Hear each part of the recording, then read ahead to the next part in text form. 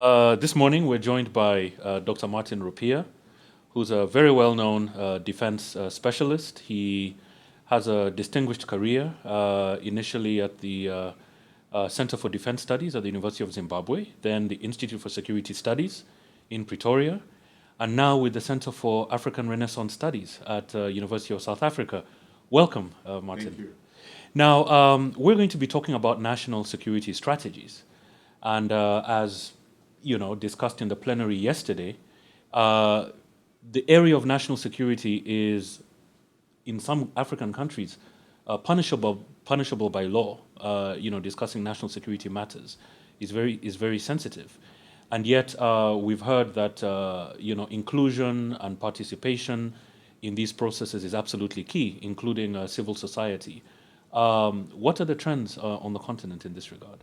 Yeah, the trends are, continue to be that many of the African countries continue to regard any discussions around security sector dynamics as an area that is, fenced off. And certainly it breeds ignorance amongst policymakers. So if you go to parliamentary committees on defense and security, they have very little knowledge, on the subject.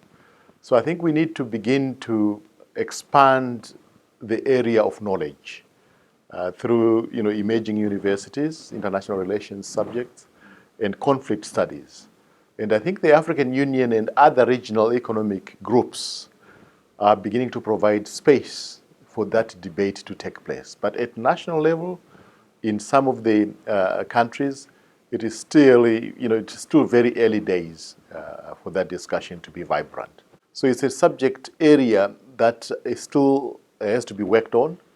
Many regimes consider a discussion as if almost you are trying to undermine, their stay in power. So it's associated with almost political opposition, and it is not necessarily with experts. And many of us who have retired from uniform are in academia. There's few and far of us for now, but I think we're making great strides to increase the numbers. Right. Now, you say you're making great strides. Are there any positive examples that you might be able to share with us? Certainly, I have taught, two master's courses supported by the African Union at Addis Ababa University, the Institute for Peace and Security Studies. And the audience was really key officials within the African Union itself, surrounding embassies that are now beginning to be interested and almost to be allowed by some governments to begin to engage. So yes, there's a small cadre of people that is beginning to constitute a catalyst towards going forward to discussing the issues. Right.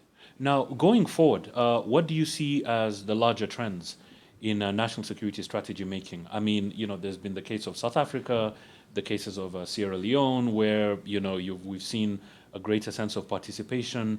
I mean, do you see this trend continuing? How optimistic are you of the future? There are actually two pillars. On the one hand, you see a very positive trend, as you have rightly identified, Ivory Coast, Senegal, South Africa, Benin, Botswana. Many of these countries, it's really beginning to be something that is really a subject to be discussed. But I think we must also take into account the reversal in terms of democratic consolidation. Presidents changing the constitutions, redirecting security sector reform for them to stay in power. And there are a number of that. And for the moment, the African Union is in fact battling with trying to intervene in Burundi exactly on this issue. So you have these two pillars. One, I think a very positive development, but on the other, I think we need to acknowledge that there are areas still of very major contestation. Now, strategically, what needs to happen for us to push that positive trend, to make it more sustainable on the continent? In my view, whatever is going to happen to continue to push the positive element must not necessarily be seen to be an outside external intrusion. It has to grow from within. We have to begin to grow our own timber, as they say. And so the programs that many of us are involved in with the African Union, teaching at the major universities, and we are beginning to do the same. University of South Africa, we facilitate a program on elections, conflict, and democratization in Africa.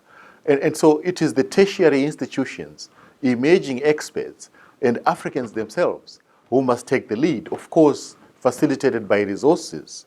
But certainly the agenda has to remain grounded on the African continent itself. And I think it's beginning to happen with facilitation and complementarity support, from outsiders. Well, that's a very positive note to end.